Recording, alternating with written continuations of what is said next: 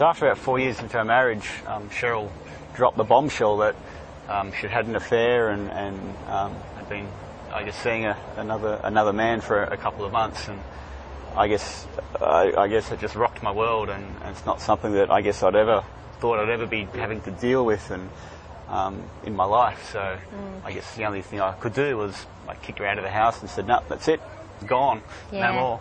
Yeah, and I had the affair, now looking back, more because I was lonely in the marriage. It was all stale in the relationship, and I didn't do it on purpose. It was more that when there was a space that was there that someone else just filled, and so that just gradually happened, and before you realised I was in this affair.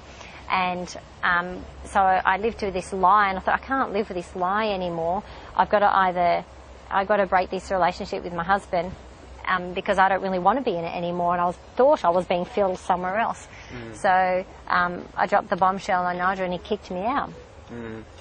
So I guess, yeah, we're apart for about 4 or 5 months, and during that time, I guess I came to know God, and it was just, I guess, an amazing time for me personally, just to really experience God's love and God's forgiveness just work supernaturally in my life, because I never thought ever that I could ever forgive Cheryl, or I guess my spouse, for doing what she's done. But yeah, and so he rings me up and he said that, sweetheart, I think we need to talk. And I was thinking, okay, we're signing divorce papers, this is it.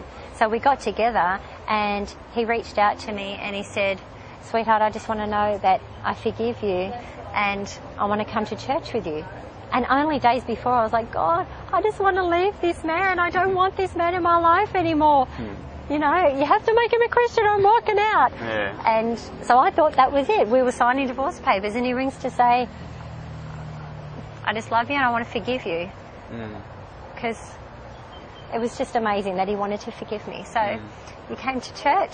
So yeah, came to church and gave my heart to God, and I guess that started our whole journey together as husband and wife, I guess, with God at the centre of our marriage. And we had a lady in our life that said to us all the time, you've got to do this marriage course, and I wasn't listening to her. And as soon as Nigel came to church and I knew it was God, I just said, we've got to do this course. So we went into this course straight away, and we thought, we've got to know how to do this God's way, because we had done 4 years of it our own way, and it went stale. We used everything within us, and it was stale, and we just knew from then on in. And as we started to apply the principles, we applied the forgiveness.